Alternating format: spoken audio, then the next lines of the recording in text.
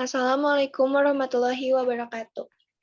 Kami dari kelompok 2, kelas 12 MIPA 7 akan menerangkan tentang sel volta dengan judul Contoh sel volta dalam kehidupan sehari-hari. Tak kenal maka tak sayang, maka izinkanlah kami untuk berkenalan. Perkenalkan, nama saya Kansa Rashida Salsabila, nomor absen 16. Perkenalkan, nama saya Muhammad Akil Rafzanjani, nomor absen 19. Perkenalkan, nama saya Muhammad Ramzi Abdul Rafi, nomor absen 21.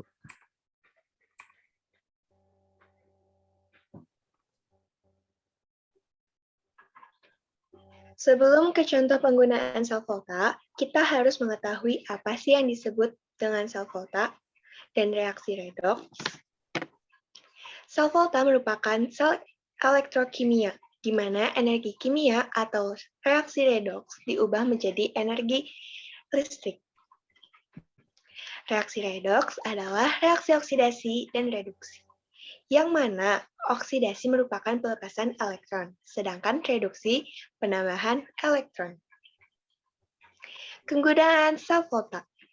Dalam kehidupan sehari-hari, arus listrik sangat diperlukan, namun tentu saja tidak bisa selalu bergantung terhadap listrik yang dari sumber pembangkit. Tidak mungkin kita selalu menyalakan benda elektronik dengan menyambungkan kabel ke sumber listrik. Ada kalanya kita butuh menggunakan benda elektronik tanpa menyambungkan kabel, maka terciptalah baterai. Baterai itu ternyata salah satu kegunaan dari sel volta.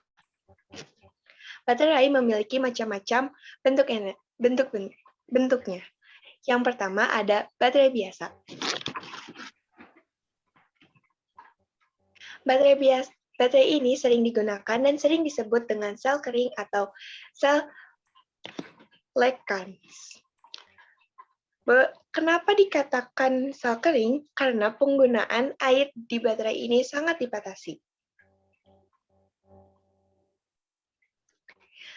Sel tersebut terdiri atas anoda, logam seng atau Zn yang dipakai untuk wadah, katoda, batang karbon atau C yang tidak aktif, elektrolit, campuran MnO2+, MnO2,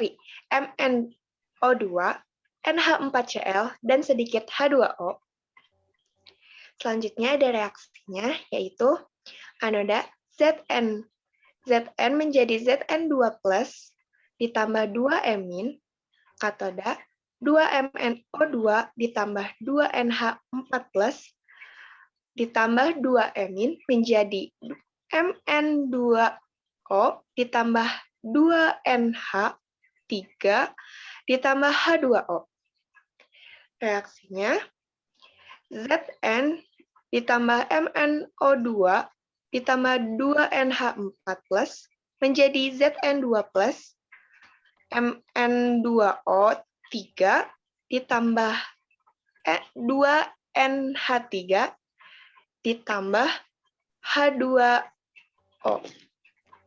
Selanjutnya ada baterai alkalin yang akan dijelaskan oleh Muhammad Akil Rafzanjani. Oke, terima kasih Kansa. Selanjutnya saya akan melanjutkannya. Yang kedua ada baterai alkalin. Baterai alkalin kalau dilihat dari bentuknya, tentu baterai alkalin ini mirip dengan baterai biasa. Tapi kalau urusan energinya yang dihasilkan, baterai alkalin menghasilkan 2 kali lebih besar dibandingkan baterai biasa atau yang disebutkan Kansa tadi. Ini adalah pengembangan yang barunya. Perbedaan dasarnya hanya terdapat pada katoda dan elektrolit yang digunakannya saja. Sel alkalin ini, baterai alkalin ini, terdiri atas anoda, yaitu logam seng atau Zn, zinc, yang dipakai untuk wadahnya, untuk pembungkusnya. Lalu ada katoda. Katoda di sini yaitu oksida mangan atau MnO2. Lalu ada elektrolit atau kalium hidroksida atau KOH. Yang reaksinya yaitu anoda, yaitu zincnya Zn plus 2OH- menghasilkan ZnOH2 plus 2 elektron. Lalu katodanya 2MnO2 plus H2O plus 2 elektron menghasilkan Mn2O3 plus 2 OH-.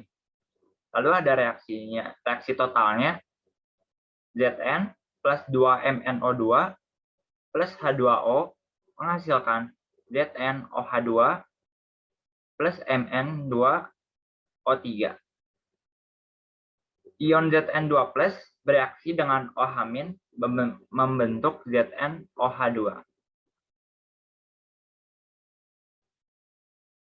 Lalu selanjutnya ada baterai perak oksida. Baterai perak oksida, anoda yang digunakan pada baterai ini sama dengan yang digunakan pada baterai biasa dan baterai alkalin. Anodanya. Susunan baterai perak oksida ini yaitu Zn sebagai anoda dan Ag2O sebagai katodanya dan KOH sebagai elektrolit. Yang reaksinya anoda Zn plus 2 OH- menghasilkan ZnOH2 plus 2 elektron. Lalu katodanya Ag2O plus H2O plus 2 elektron menghasilkan 2 Ag plus 2 OH-. Lalu ada reaksi totalnya menjadi Zn plus Ag2O plus H2O menghasilkan ZnOH2 plus 2 Ag. Baterai perak oksida ini memiliki potensial sel sebesar 1,5 volt dan mampu bertahan dalam waktu yang lama. Kegunaan baterai jenis ini adalah untuk arloji, kalkulator, dan berbagai jenis peralatan lainnya. Biasanya baterai ini tuh lebih mahal ya. Kalau misalnya baterai yang tadi, yang baterai alkalin itu biasanya kita jumpai seperti baterai remote dan lain-lain. Oke, selanjutnya dilanjut dengan Muhammad Ramzi. Kemudian yang keempat ada aki. Sel aki merupakan contoh sel volta bersifat reversibel. Apa itu reversibel? Reversibel yaitu hasil reaksi dapat diubah menjadi zat semula. Biasa disebut reaksi bolak-balik. Pada sel aki ini ada istilah isi ulang. Jadi kalau energinya lemah bisa diisi ulang.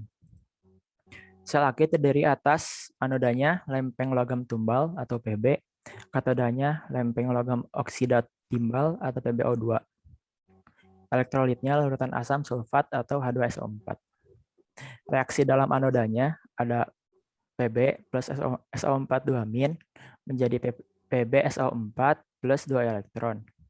Reaksi di katodanya ada PbO2 plus SO4 2- plus 4H plus 2 elektron menjadi PbSO4 plus 2H2O.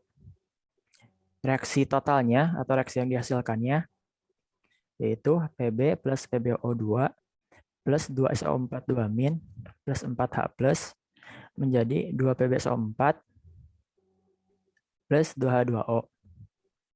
Reaksi pengisian aki yang pertama PbSO4 plus H plus 2 elektron menjadi Pb plus HSO4- itu terjadi di elektroda Pb sebagai katoda. Yang kedua ada PbSO4 plus 2H2O menjadi PbO2 plus HSO4- plus 3H plus 2 elektron. Itu terjadi di elektroda PbO2 sebagai anoda. Lalu yang kelima, pada saat sel aki menghasilkan arus listrik, maka anoda Pb dan katoda PbO2 akan berubah menjadi PbSO4. Ion H+ dari H2SO4 berubah menjadi H2O, sehingga konsentrasi H2SO4 berkurang. Sel aki dapat diisi atau disetrum kembali sehingga H2SO4 kembali seperti semula. Yang kelima ada sel bahan bakar. Sel bahan bakar merupakan sel yang menggunakan bahan bakar campuran hidrogen dengan oksigen atau campuran gas alam dengan oksigen. Bahan bakar sebagai pereaksi tersebut dialirkan secara terus-menerus.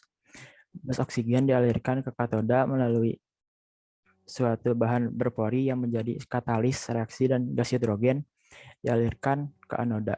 Sel seperti ini digunakan sebagai sumber listrik pesawat. Reaksinya di katoda ada H2 plus 2 OH- menjadi 2H2O plus 2 elektron. Reaksi pada katodanya setengah O2 ditambah H2O plus 2 elektron menjadi 2O- plus 2H2 plus O2.